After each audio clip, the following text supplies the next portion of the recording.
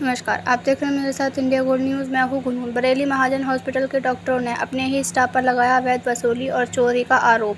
सुमित कुमार शर्मा, अर्जुन मौर्य, रविंद्र कुमार, मोहम्मद अजीम महाजन hospital Bareilly में काम करते थे। अर्जुन मौर्य 4 साल से अवार्ड बॉय पद पर, रविंद्र कुमार एक्स-रे टेक्नीशियन पद पर 1 वर्ष से, सुमित कुमार चैम्बर असिस्टेंट पद पर वर्ष 2015 से तथा मोहम्मद अजीम सीटी स्कैन टेक्नीशियन पद पर वर्ष 2017 से काम कर रहे थे। डॉक्टर महाजन इनको जो कि बहुत कम वेतन देते थे। ये कि डॉक्टर महाजन व उनके अस्पताल में काम करने वाले मैनेजर संदीप टंडन व एडमिनिस्ट्रेटर अतिन मेहरा अस्पताल में प्रार्थीगणों से गलत काम जैसे ओपीडी का अमाउंट कम दिखाना, जिसमें 2 बजे दिन के पहले 1000 रुपये पर्चा बनाने के लेना तथा 2 बजे दिन के बाद 1500 रुपये पर्चा बनाने के लेना, जो पर्चा सिर्फ 1 दिन के लिए मान्य होता था।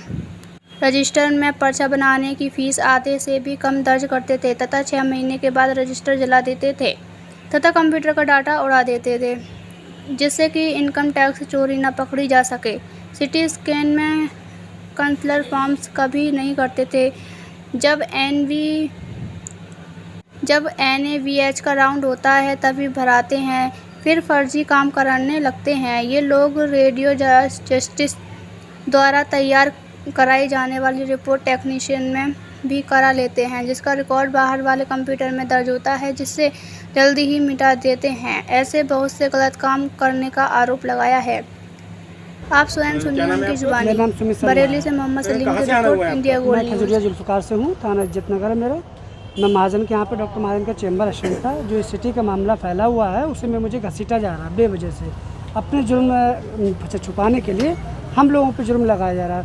उसमें हम लोगों को फ़ोटो में दर्शा के इन्होंने चोर साबित भी किया है, जिसमें इन्होंने वायरल भी किया है। अपने सोशल मीडिया पे भी इन्होंने डाला है, फेसबुक पे भी डाल रहे हैं, लोग के इंस्टाग्राम पे भी डाल रहे हैं, बहुत सारी चीज़ों पे डाल रहे हैं। यहाँ के इन्होंने IMA में BNH होम नर्सिंग एसोसिएशन है उसमें भी डाला है। मेरे पास कई डॉक्टरों का फ़ोन आ रहा है, स्टाफों का फ़ोन आ रहा है, भाई आप गलत हैं क्या है। तो हमने कहा भाई हम तो गलत नहीं हैं। तो इस तरीके की ये जो कर रहे हैं वो अभद्रतापूर्वक बड़ा अच्छी बात तो नहीं है, इसलिए हम इन पर कैरियर ख़राब हो रहा है हमारा। इन पर हम मानहानि का मुकदमा भी डालेंगे और मैं क्राइम ब्रांच पे भी हम जाएंगे। कितने अधिकारियों से मिल चुके हैं अब तक आप? मैं अभी तक थाना चौकी इंचार्ज से मिला था इंद्रपाल जी से। उन्होंने हमारे खिलाफ कोई कार्रवाई नहीं थी, ना कोई उनके पास सबूत है, तो इस वजह से उन्होंने बरी कर दिया। फिर ये बारादरी में गए, बारादरी में भी कोई ऐसा कुछ हो नहीं पाया, इसलिए इनकी ना तो FRI लिखी जा रही ना कुछ है। बस ये बार बार हमें पुलिस वालों से धमका रहे हैं कि आप आओ यहाँ पे तुम्हें उम्र कैद करा देंगे। कौन धमकाता है? पुलिस वाले, जैसे कि पुलिस वाले बारादरी से फ़ोन आते हैं हम लोगों के पास में। नाम तो महाजन हॉस्पिटल का प्रोग्राम बता रहे हैं, तो उसमें आपको कौन धमकाता है? डॉक्टर महाजन हैं, अनुराग वाजपेयी हैं, अतिन मेहरा हैं, संदीप टंडन है। तो यहाँ तक कि हम लोग को गालियाँ भी की, माँ बहन की बेटी की हम लोगों को गालियाँ भी बकी, जो कि इस तरह की गालियाँ बकनी भी नहीं चाहिए इनको। फोन पे गालियाँ दी थी क्या? फ़ोन पे गाली नहीं, फेस टू फेस हमें चौकी में बुला के हमें गालियाँ दी, जिससे क्योंकि चौकी में तो चलो उनकी चली नहीं, इसलिए उन्होंने बारादरी में, अब वो सोच रहे हैं कि बारादरी बुला के इनको पट्टे वगैरह भी पिलवाए गए हैं। तो अब आप क्या चाहते हैं? मैं इंसाफ चाहता हूँ, इसलिए हम लोग इधर उधर भटक रहे हैं, जा रहे हैं बारादरी तो चोर से मतलब वो बंद कर लेंगे, मार का भी डर है। नहीं जा रहे हैं तो वो चोर साबित कर रहे हैं।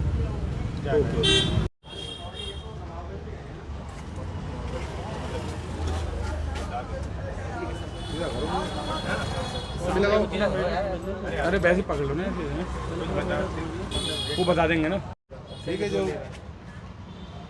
बस 5 सेकंड।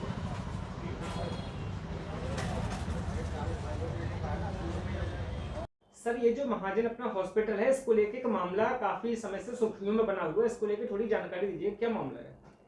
ये मामला कुछ ऐसा है कि हमारे यहाँ करीब 3-4 लोग एक ऑर्गेनाइज्ड वे में एक क्राइम कर रहे थे। बहुत बड़े पैसों का ये घोटाला कर रहे थे।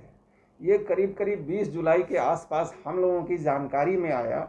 हमें पता चला कि जैसे हम अपने यहाँ चैम्बर में, अपने इसी चैम्बर में मरीजों को देखते हैं, उसके बाद उन्हें एडवाइस करते हैं, उन्हें बताते हैं कि तुम ये टेस्ट कराओ, तुम ये टेस्ट कराओ। अस्पताल में यहाँ सिर्फ एक ही जगह रिसेप्शन पे पैसे लिए जाते हैं, जिसकी रसीद उनको हाथ के हाथ दी जाती है। ये चारों में से एक आदमी सुमित शर्मा, वो मरीज के साथ साथ हो लेता था। ये रिसेप्शन पे न जा करके मरीज को सीधे नीचे ले जाते थे, वहीं एक्सरे कराए, वहीं CT स्कैन कराए, वहाँ कुछ और इन्वेस्टिगेशन हो तो वो भी इन्वेस्टिगेशन वो करवाते थे मरीज का। उससे पैसे सीधे ले लिए जाते थे, जिसकी कोई रसीद नहीं कटवाई जाती थी। ये हमने मरीज के सामने प्रूफ हो गई है। उसके बाद फिर हमें ये पता चला कि उसमें 3-4 लोगों की मिली भगत थी, जिसमें सुमित शर्मा एक सबसे पहले थे, एक अजीम शेख थे, साथ में एक रविंदर थे और एक वहाँ का एक वार्ड बॉय अर्जुन भी था। ये चारों लोग जानकारी में आए। फिर हम लोगों ने सीटी मशीन में से निकाले डाटा।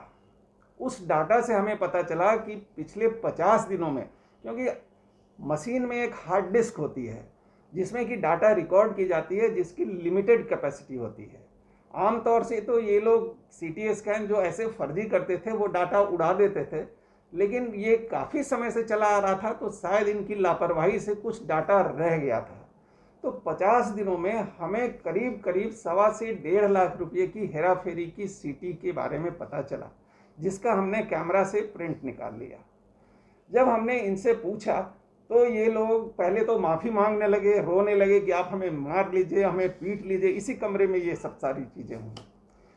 उसके बाद हम लोगों ने बोला कि नहीं, हम लोग तो एक्शन लेंगे। सर, जो यहाँ पर आप बता रहे हैं वो माफी मांग रहे थे, उसकी क्या सीसीटीवी फुटेज की कॉपी मिल सकती है क्या हमें? उसकी सीसीटीवी की फुटेज मिल सकती है शायद, लेकिन अब चूंकि 30-40 दिन हो गए होंगे तो वो भी हार्ड डिस्क से हो सकता है निकल गई होगी।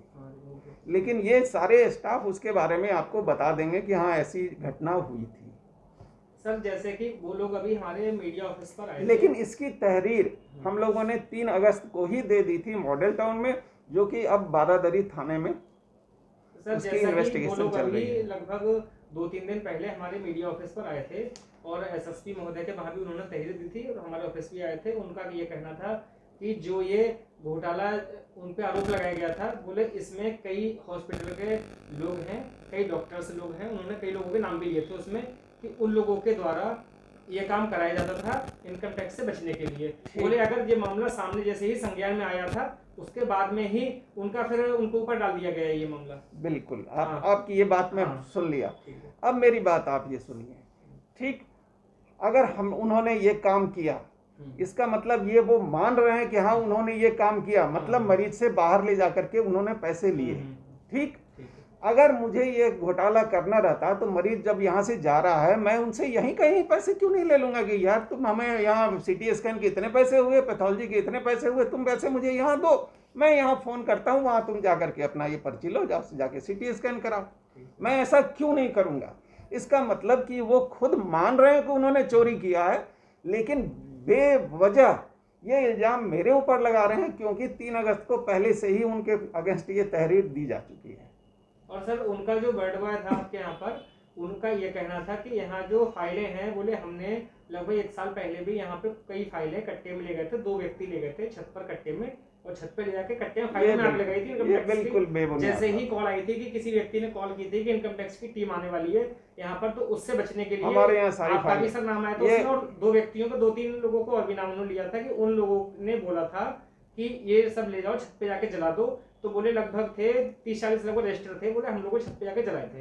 ये क्या कहना चाहेंगे? ये बिल्कुल बेबुनियाद बातें हैं। आप अभी हमारे अस्पताल को खुले हुए करीब 15 साल हो गए हैं, आप कोई भी फाइल मांगिएगा, सारे रिकॉर्ड हमारे यहाँ भी आपको मिल जाएंगे। हाँ, तो उन लोगों ने इस बात को बोला था, बोले कि मैंने अपने हाथ से जलाया। जो लड़के है हमारे यहाँ पे गए थे, जो उन्होंने खुद बोला था कि इसमें जरा भी तथ्य नहीं है।